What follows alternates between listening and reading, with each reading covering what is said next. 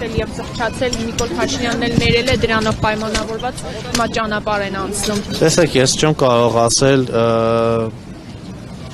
թե այդ հոգեվորականները որտեղ են ապաշխարել, բայց բացառում եմ, որ չգիտեմ, ձեր ասածը, որ իրենք եկել են եւ վարչապետի մոտ ապաշխարել են, դա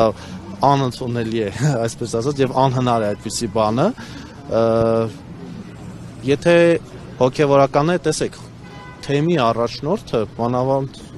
մեծ այդպիսի թեմերի առաջնորդը, եթե խնդիր են բարձրաձայնում, որն կա, չէ, խնդիր, որ եկեղեցու ներսում։ Եվ նորից եմ ասում, եկեղեցու ներսում, եթե պիտի խնդիրը լուծվի, դա պետք է լուծվի ազգային եկեղեցական ժողովի միջոցով, որը պետք է հրավիրի ամենայն հայոց կաթողիկոսը, եւ ամենայն հայոց կաթողիկոսը 26 տարի ինքը ազգային եկեղեցական ժողով չի հրավիրում։ Եթե չեմ սխալվում, 2017 թվականին եկեղեցական ներկայացուցչական խորհուրդ կամ մամին, այդպես է կոչվում այդ կառույցը, որոշակի փոփոխություններ եկեղեցու կանոնադրության մեջ արեցին, որը պետք է ընդունվեր ազգային եկեղեցական ժողովի կողմից։ Եվ 2017 թվականից արդեն քանի տարի է անցել։ Այդ արդեն մոտ 9 տարի անցել է ու դեռևս ազգային եկեղեցական ժողովը չի հրավիրում։ Լավ, եթե այդ մարմինը, որին հաշվետու է կաթողիկոսը, որ ընտրում է կաթողիկոսին, եւ եթե այդ մարմինը չկա, չի գործում, չի հրավիրվում, այդ դեպքում եկեղեցու ներքին հարցը որտեղ պետք է լուծվեն։ Տարվա ընթացքում ես ես պիտի հիշեցնեմ, որ մենք անցել ենք քառօրյա պատերազմ, 44-օրյա պատերազմ, Տավուշյան դեպքերը, Արցախի հանձնումը եւ նմանօրինակ ողբերգական իրադարձություններ, որոնց միջով անցել է մեր ազգը։ Տեսեք, ձեր ասած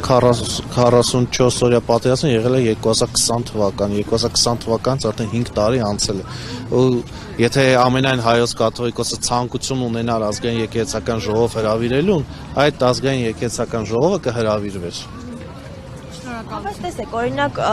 Փաշինյանը բաց հայտարարում է, որ քաղաքացիները պատարագի գնալուց հորդորեն քահանաներին, որպեսզի զեղչեն կաթողիկոսի անունը։ Այս մասին ինչ կասեք, արդյոք էս դա միջամտություն չէ, դա նախ առաջին հերթին անվտանգության հարց է, ժողովուրդ։ Պետությունը ճանաչում է, չէ՞ որ Հայաստանի Հանրապետության եւ հայ առաքելական եկեղեցու հարաբերությունները կարգավորվում են օրենքներով։ Հայաստանի առաքելական Սուրբ եկեղեցու մասին օրենքով եւ կրոնական ազատությունների մասին օրենքով։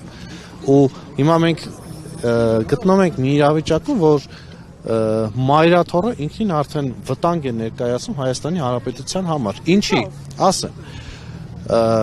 օրնում է օտարերկրյա քաղաքացուն, որպեսզի օտարերկրյա քաղաքացին գա եւ իրեն հռչակի այստեղ վարչապետի թեկնածու։ Ինքը շրջիկ խմբով պարբերաբար այստեղ իրականացնում էր այսպես հավաքույթներ էր իրականացնում, խոսքը Բագրատ Սրբազանի մասին է։ Ով որ օտար հիմա շրջիկ հոգեվորականների եկեղեցի պատարագի մասնակցել, դա շրջիկ ինչ որ բան չէ։ Ինչ եմ ասում։ Բագրատ Սրբազանը չէր ասում, որ ինքը ունի ամենայն հայոց կաթողիկոսի օրհնությունը։ Իսկ չգիտեք, որ եկեղեցին իրավունք չունի խառնվելու պետության գործերին։ Եկեղեցին իրավունք ունի խառնվելու պետության գործերին։ Դուք իմ հարցին պատասխանեք։ Եթե եկեղեցին իրավունք չունի, եթե պետությունը իրավունք չունի խառնվելու, եկեղեցին իրավունք չունի։ Ինչու է եկեղեցին մտել քաղաքականություն։ Ինչու է եկեղեցին դարձել ընդդիմության նախընտրական շտաբ։ Ինչ է անընդհատ խոսում են ազգային բարերար Սամվել Կարապետյանի մասին եւ այլն, այսինքն ինքը դիրքավորվել է դեպի ընդդիմության թևը։ Բագրատ Սրբազանը ընդդիմություն էր, իրեն հռչակել էր վարչապետի թեկնածու, որ անգամ օրենքով իրավունքը չուներ։ Ու դա ինքը բազմիցս ասել է, որ ունի ամենայն հայոց կաթողիկոսի օրհնությունը։ Դա պետության դեմ չի, որ ամենայն հայոց կաթողիկոսը օրհնում է օտար Կանադայի քաղաքացուն օրհնում է, որ գա Հայաստանի վարչապետ։ Դա պետության դեմ չի։ Ազգային անվտանգության ծառայությունը հրապարակեց Եզրա Սրբազանի մասին մի տեղեկատվություն, չէ՞, որ ինքը եղել է KGB-ի գործակալ է եղել։ Մայրաթոռից ինչ որ հերքում եղել է։ Չի եղել։ Չէ, մարդուն ասում են ինքը գործակալ է, ինքը ինչի չի հերքում։ Դա ասեն սուտ է, այդպիսի բան չկա։ Նույնը Գարեգին երկրորդի մասին ասում են, որ ինքը աղջիկ ունի։ Ինչի ասում են ստեր եւ այլն, ինչու չեն հերքում, ասում են սա սուտ է։ Ամենայն հայոց կաթողիկոսը ընտրվում է Մայրաթոր Սուրբ Էջմիածնի միաբաններից։ Ու ինքը, եթե տեսագրությունը տեսել եք 1999 թվականի հոկտեմբերի 27-ի, ինքը երբ որ խորանից ուխտ է տալիս որպես կաթողիկոս, ինքը ներկայանում է որպես Մայրաթորի միաբան։ Իսկ եթե մարդը խախտում է կուսակրոնության ուխտ, ինքը միաբան չի։ Հիմա պիտի Նավասարդ arczepiskopos Պետոյանը, Վազգեն Միրզախանյանը, Առաքել եպիսկոպոս Քարամյանը, իրենք բոլորը պիտի մտնեն այդ օրակարգի մեջ եւ հաստատեն կամ հերքեն իրենց զավակ ունենալ կամ չունենալու փաստը։ Թող անեն։ Ժողովուրդ, եթե Նավասարդ Բականները նույն ջանասիրությամբ չեն պահանջում օրինակ Նավասարդ Սրբազանից հերկել կամ հաստատել, սիրուհի ունեցել եք Հուդաների կողմնակից շատ հայտնի կնոջ մասին է խոսքը։ Ժողովուրդ, եթե Նավասարդ Սրբազանը, Առաքել Սրբազանը, Գևորգ Սրբազանը, Վազգեն Սրբազանը ունեցել են խնդրեմ կամ ունեն խնդրեմ, ինչի են իրենք մինչև հիմա հոգևորականներ։ Ինչի ամենայն հայոց կաթողիկոսը իրենց դեմ որևէ գործողություն կամ պատժել կամ ներողություն ես ասեմ Տեր Արամը ինչպես եք իրենց հետ պատկերացնում եք բարենորոգումը երբ որ այն մարդու մոտ ասում եք կուսակրոնության ուխտ է խախտել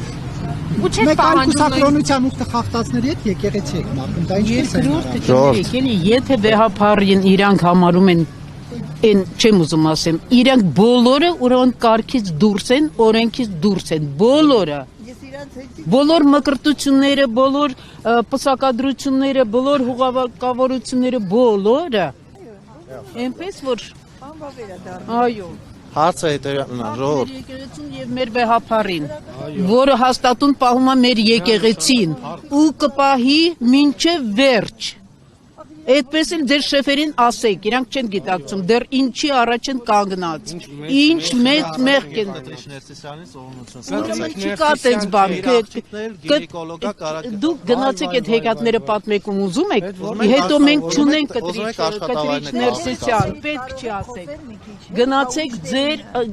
առաջնորդից խոսեք, ոչ պծակադրություն ունի, ոչ էլ զաքսով։ Հանրապետության համար խաղաղություն է բերում։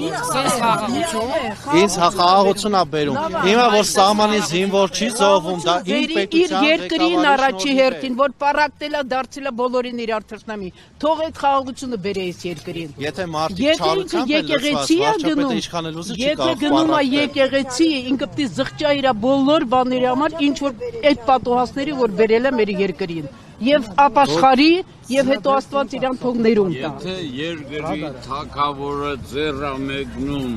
Առաքյալին, Առաքյալը իրավունք չուներ իր ձեռը հետ քաշելու, պարակտում է մտցրել, ինչ իրավունքով, նա խաղաղություն պիտի վաներ, ոչ թե պարակտեր թագավորի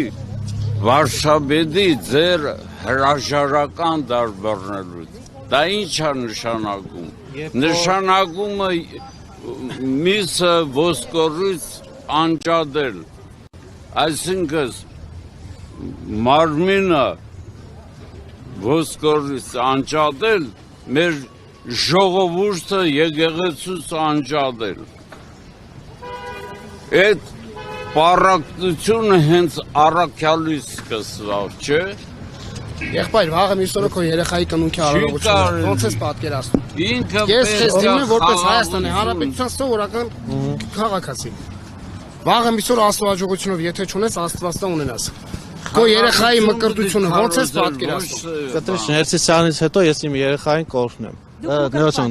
Ես մկրտված եմ Սուրբ Սահակից եկեղեցում եմ մկրտվել 2006 թվականին։ Ստացվում է, որ Դե ժողովուրդ, իրավ, եթե տենց վերսեք պետք չէ այդքան ամեն ինչը պրիմիտիվացնել։ Դուք ասում եք, որ թեկոս ներողություն, երբ որ ես խոսում եմ կամ դուք եք խոսում։ Դուք ասում եք, որ պարակտում եք ազգը պարակտում։ Երբ որ Գարեգին երկրորդը որպես, չգիտեմ, բանահայր, որպես arczepiskopos կամ երբ իր զավակին ունենում էր,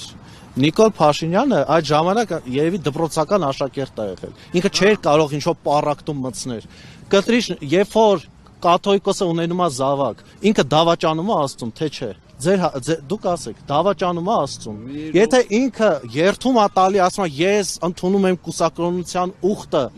ինքը կուսակրոնությունը ընդունում, նա իրավունք չունի։ Իրավունք չունի, բա որ ունենում է։ Իսկ ինչ գիտեք որ Բա որ ունենում է։ Եղբայր, ձեր քպայականների վար երևակայությունն է։ Եթե դու չես ճանաչում, ես կարող եմ տվյալ մարդու թե անունով, թե ազգանունով, թե հասցեով, ասեք դուք չգիտեք որ ինքը ով է։ Եթե դուք չգիտեք, մենք գիտենք ներկապային Նիկոլ Փաշինյանը ով է։ Ամենայն հայոց կաթողիկոսը զավակ ունի թե ոչ չունի։ Ոչ, բա ինչի իրանք չեն հետքում։ Ինչի, այս 6 ամիսա պետության եղբայր իջացնել, ձեր հետ ձեր լեզվով խոսալ։ Բա ինչ են ամեն ինչին անդրադառնում։ Որտեվ ամեն ինչին կարևոր։ Իսկ այսօր երկրի ղեկավարի ասացի իրանք ու մենք առասարակ լուրջ չենք ընդունում դրա Դա ձեր իրավունքն է։ Ինչպես է այս ամենին վերաբերվում։ Երկրի մեջ ահա որ ինքը 2018 թվից ի վեր Նիկոլ Փաշինյանը երբ որ եկավ ու սերմանեց հասարակ ժողովրդի մեջ սևերի ու սպիտակների խառնեց ու այսօր այս իրավիճակը այսօր ամեն մեկս ընկած մեղավորներ ենք ման գալի բայց ամեն մեկս մեր մեջ է այս մեղավորությունը մենք ենք մեղավոր մենք վերել ենք իրան իշխանության ես անձամբ 2018 թվականին եղել եմ Նիկոլ Փաշինյան ընտրող իրան աջակցել եմ ամեն ձևով ամեն կերպ իսկ այսօր տենում եմ այս իրավիճակը երբ որ մենք քարկոծված ենք հասարակ ժողովրդով խնդրի մեջ ենք այսինքն որ կողմը միտեղ ուզենաս քո կնունքի արարողությունը լինի թաղման արարողությունը լինի կամ հարսանեկան արարողությունը լինի պիտի անպայման մի հատ հետաքրքրվես այդ տվյալ քահանան ԿՊ-ական է ԿՊ-ա ներկայացնում թե չէ Հիմա ես ունեմ մի հատ բուջուր, որ պիտի կնքեմ, հələ որ չեմ կնքում, որտեվ անորոշ վիճակի մեջ ենք։ Փառք Աստծո, վեհապար հայրը կարողանում է իր կողքից մաքրել, մաղով մաղել այն սրբազաններին, այն քահանաներին, ովքեր որ ԿՊ են ներկայացնում։ Այսօր ես չեմ պատկերացնում մի հատ տենց իրավիճակ, որ մենք ԿՊ ներկայացնենք, ինչի հիման վրա, ինչ հիմքով։ Մենք ինչ հույս ունենք մեր վաղվա օրը, որ պիտի ԿՊ-ն ավելի լավ դարձնի։ Բազմիցս տենում ենք 2018 թվից սաղս էլ տենում ենք ինչա կատարվում։ Այսինքն 5000 անմեղ զոհի արյամբ բենզին են ներկրում։ Դե հիմա փաստացի կանոնագիրքել է փորձում հրապարակել։ Իրանց հրատարակած որևէ կանոնագիրք իրանց ձեռը մի հատ գրիչ հանգ է։ Վարչապետի պաշտոնը սարքել են ծաղրու ցանակ։